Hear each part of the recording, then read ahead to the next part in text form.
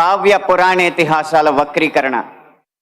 వాల్మీకి రామాయణం, వ్యాస భారతం భారత సాహితీ వాన్మయ శరీరానికి రెండు కళ్ళ లాంటివి. కానీ అదే వ్యాస భారతాన్ని, అదే వాల్మీకి రామాయణాన్ని వినోదం కోసం వక్రీకరించిన సందర్భాలు కోకొల్లలు. గత కొన్ని సంవత్సరాల ముందు వచ్చిన చిత్రాల నుంచి నిన్న మొన్న విడుదలైన కల్కి చిత్రం వరకు కూడా కర్ణుడికి పాత్రకి అనవసరంగా ఆపాదించిన గొప్పతనాన్ని చూసి ఒక సినిమా రంగానికి చెందిన వ్యక్తిగా నేను సిగ్గుపడుతున్నాను, నిర్మోహమాటంగా చెప్తున్నాను. అది కూడా ఈ కృష్ణా జిల్లా గడ్డ మీదే నిలబడి చెప్తున్నాను.